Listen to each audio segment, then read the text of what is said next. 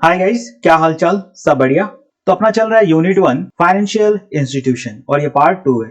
I hope कि तुम लोगों को पार्ट 1 समझ में आ गया होगा और उसका नोट्स भी तुम लोग अपना नोट कॉपी में नोट कर लिया होगा। तो देखो, कुछ भी चीज बात के लिए मत छोड़ो, फाकी देगा फंस जाएगा। जैसे ही क्लास खत्म होता है उसका नोट्स वगैरह अपने कॉपी में लिख लो और उसको 2-4 बार रीड करके फिर आगे बढ़ो। और तुम लोगों को इस साल का अपना मकसद पता ही है, सब लोगों को रैंक लेके आना है, गवर्नमेंट का स्कूटी नहीं छोड़ना है और तीसरा अपने पेरेंट्स को प्राउड करना है अपने रिजल्ट से। आ रहा है बात समझ में? जा रहा है कुछ खोपड़ी में बात? तो तुम लोग जितना फाकी देगा उतना ही फंसते जाएगा। इसीलिए ये सब काम नहीं करना है, क्योंकि अपना टारगेट 90 प्लस है। उससे नीचे तुम लोगों को सोचना ही नहीं है और आएगा।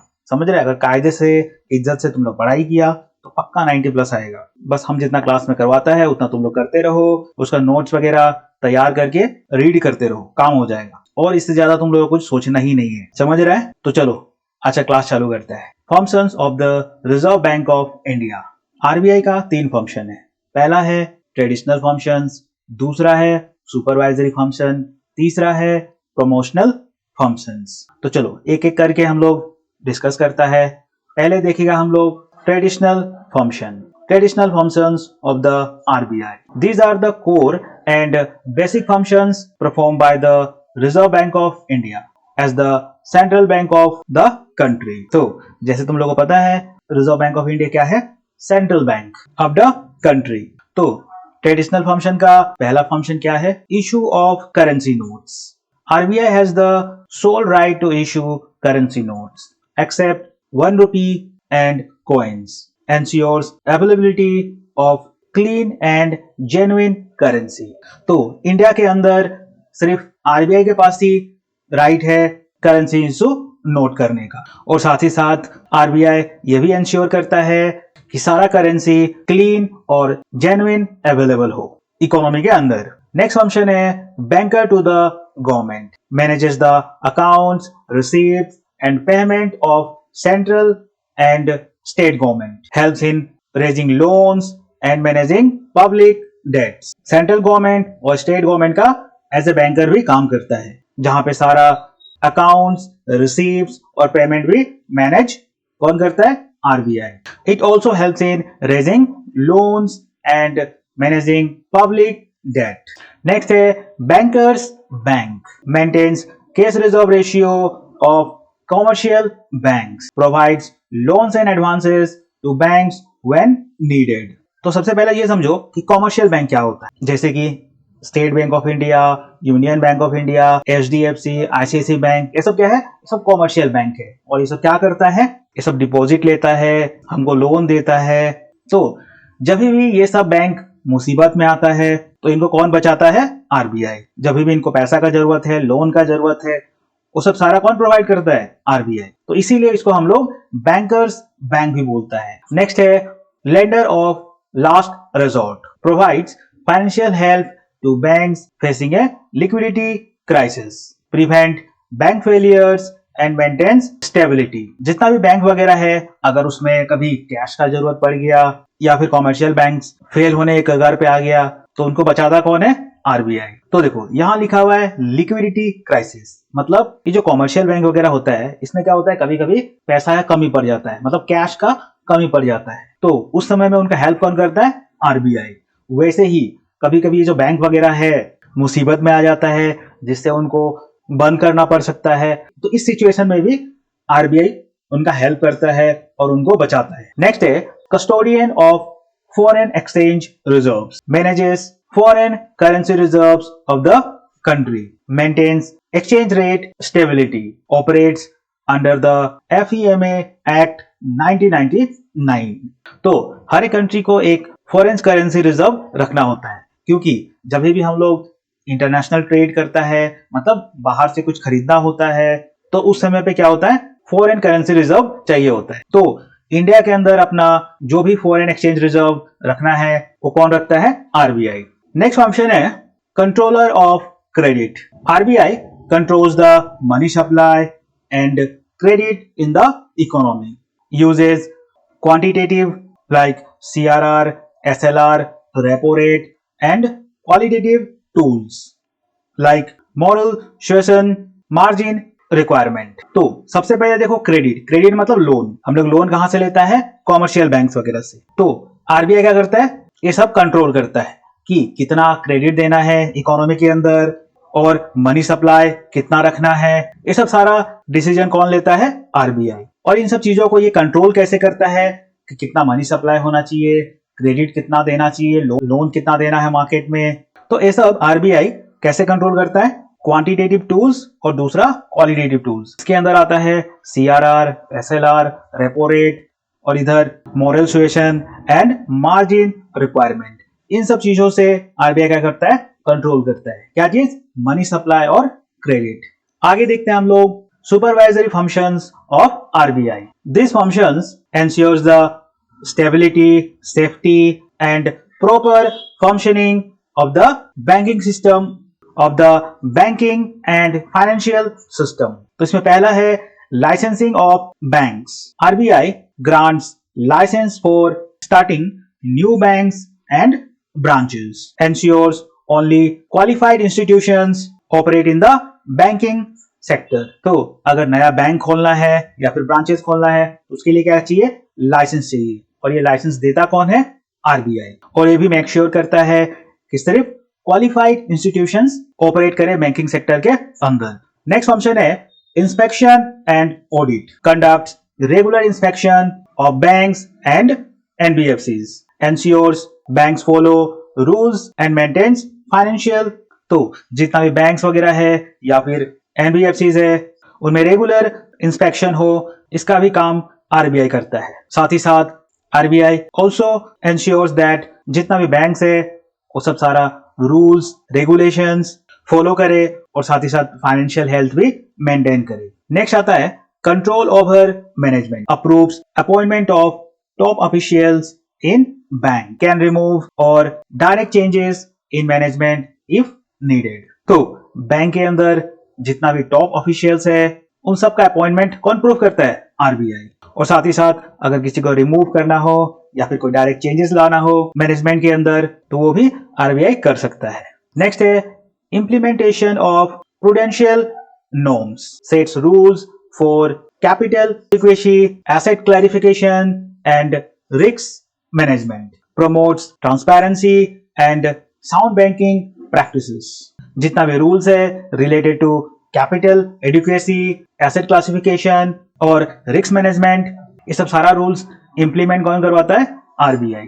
साथ ही साथ it also promotes transparency and sound banking practices. Next function है monitoring non banking financial companies, NBFCs, registers and supervises NBFCs, ensures they follow financial and operational norms. तो नेक्स्ट फंक्शन क्या है? Monitoring NBFCs. अब ये NBFCs क्या होता है? तो ये नॉन बैंकिंग फाइनेंशियल कंपनीज सिर्फ लोन देता है और फाइनेंशियल सर्विसेज देता है। ये कॉमर्शियल बैंक की तरह डिपॉजिट एक्सेप्ट नहीं करता है बल्कि लोन देता है और फाइनेंशियल सर्विसेज देता है। तो आरबीआई इनको सुपरवाइज करता है और रजिस्टर करता है and also make sures they follow financial and operational norms. Next है ensuring consumer protection, protects depositors' interest, handles complaints and grievances against banks. Next function क्या है? ये कंज्यूमर को भी प्रोटेक्ट करने का काम करता है। जैसे कि कोई कंप्लेंट्स हो गया, ग्रीवेंसेस हो गया बैंक के खिलाफ, तो उनको भी ये हैंडल करता है और हम लोग की तरह कंज्यूमर्स को ये उनका हक दिलाता है और होने वाले फ्रॉड से उनको बचाता है। नेक्स्ट है promotional functions of the RBI. These functions aim to promote economic development and ensure inclusive growth across all sectors of the economy. इसमें पहला आता है development of agriculture and small scale industries, provide funds through NABARD and other institutions, supports rural credit and priority sector lending. तो RBI agriculture और small scale industries को बढ़ावा देता है, उनके डेवलपमेंट में भी काम करता है। कैसे?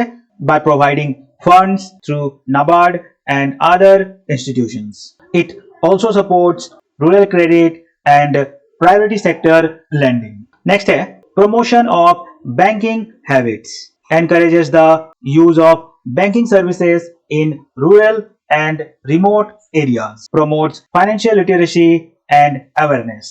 RBI बैंकिंग हैबिट्स को भी बढ़ावा देता है. कैसे?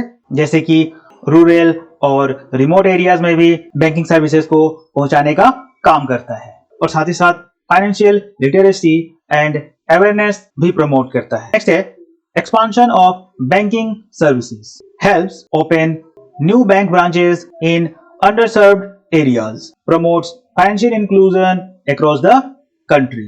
RBI बैंकिंग सर्विसेज को भी जितना भी अनसर्व्ड एरियाज है उनमें भी बैंक ब्रांचेस खोलने में मदद करता है और साथ ही साथ फाइनेंशियल इंक्लूजन को प्रमोट करता है across the country.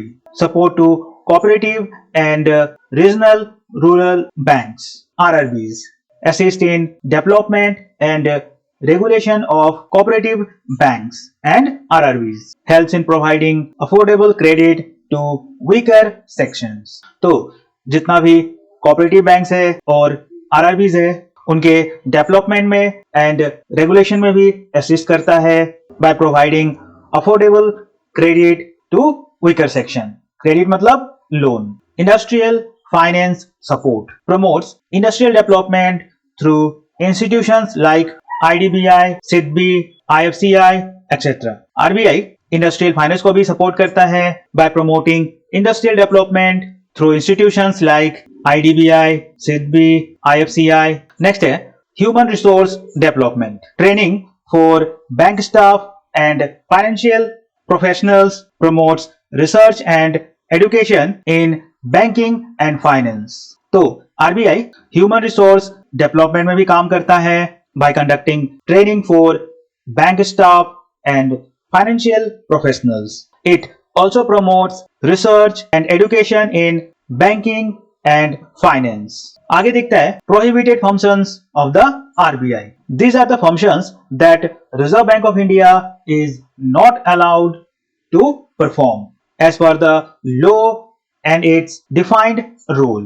Prohibited function मतलब ये वो फंक्शन है जो कि आरबीआई नहीं करता है या फिर इसको अलाउ नहीं है टू परफॉर्म. तो इसमें पहला आता है cannot give direct loans to the public. RBI does not lend money to individuals or businesses directly. It only lends to banks and governments. RBI direct loan नहीं दे सकता है, ना ही किसी इंडिविजुअल्स को और ना ही बिजनेसेस को. ये सिर्फ कॉमर्शियल बैंक्स और गवर्नमेंट को लोन दे सकता है. नेक्स्ट है cannot engage in commercial banking. RBI does not perform functions like accepting deposits, opening accounts और offering savings loans like regular banks. जैसे कॉमर्शियल बैंक्स वगैरह काम करता है, मतलब जैसे कि एसबीआई, एचडीएफसी, आईसीआईसी बैंक, ये सब क्या है कॉमर्शियल बैंक और इनका मेन काम क्या है डिपॉजिट लेना, अकाउंट खोलना लोगों का. तो ये सब काम जो है आरबीआई नहीं करता है. ये काम आरबीआई का नहीं है. कौन सा नहीं है? जैसे कि डिपॉजिट लेना, लोगों का खाता खोलना, अकाउंट खोलना, सेविंग्स अकाउंट खोलना, लोन देना, ये सब काम आरबीआई नहीं करता है. नेक्स्ट है cannot invest in company shares. RBI is not allowed to invest in the equity shares of any private or public company. Next है cannot participate in day-to-day market trading. It regulates market but does not engage in regular trading activities for profit. तो ये सब कुछ functions है जो कि RBI को allow नहीं है. आगे देखते हैं system of note issue by RBI. RBI is the soul authority for issuing currency notes in India except 1 rupee notes and coins which are issued by the government of India but regulated by the RBI. The way RBI issues currencies is called the over time RBI has used two systems for issuing currency. पहला है proportionate reserve system before 1957. दूसरा है minimum reserve system since 1957. तो India के अंदर हम लोग देखता है कि सिर्फ आरबीआई के पास ही करेंसी इशू नोट करने का अथॉरिटी है except 1 rupee note and coins. और इन दोनों को कौन इशू करता है? Government of India. तो आरबीआई जो करेंसी इशू करता है उस सिस्टम को हम लोग बोलता है नोट इशू सिस्टम। और आज तक आरबीआई सिर्फ 2 सिस्टम से ही करेंसी इशू करता आया है। उसमें पहला है प्रोपोर्शनेट रिजर्व सिस्टम।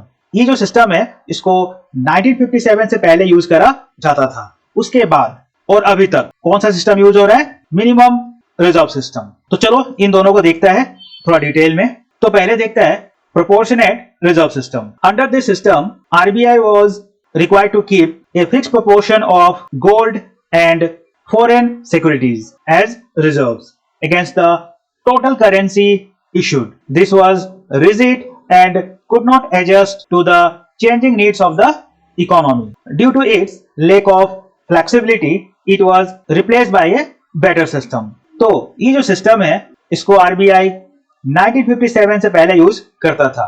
इस सिस्टम के अनुसार जितना भी करेंसी इशूड होता था उसके प्रोपोर्शन में गोल्ड और फॉरेन सिक्योरिटीज रिजर्व में रखना होता था। लेकिन ये जो सिस्टम है ये काफी रिजिड और इकोनॉमी में जो चेंज आया उसके अनुसार एडजस्ट नहीं कर पाया। तो इसीलिए due to its lack of flexibility इसको रिप्लेस कर दिया गया बाय ए बेटर सिस्टम।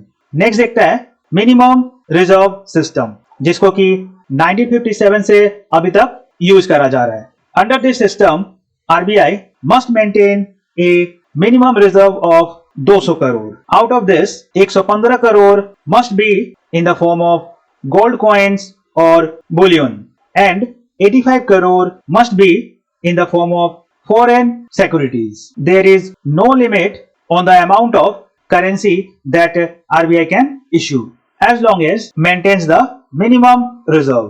इस सिस्टम के अनुसार आरबीआई को एक minimum reserve of 200 crore maintain करना होता है, जिसमें से 115 करोड़ इन द फॉर्म ऑफ गोल्ड और बुलियन। बुलियन मतलब गोल्ड का ईट। तुम लोग मूवीज में देखा होगा ईट के शेप में गोल्ड वगैरह होता है, उसको हम लोग बुलियन बोलते हैं। और साथ ही साथ 85 crore must be in the form of foreign securities. Foreign securities मतलब जैसे कि डॉलर हो गया।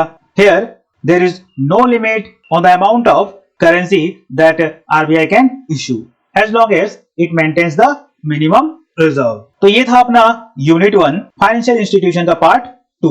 तो अब तुम लोगों का काम चालू होता है। यहाँ पे जितना भी नोट्स है इसको कॉपी में अपने नोट डाउन करो, हो सके तो वीडियो को दोबारा देखो जिससे तुम्हारा सारा कॉन्सेप्ट क्लियर हो जाए, और उस नोट्स को 2-4 बार खुद से रीड करो, तब जाके काम बनेगा।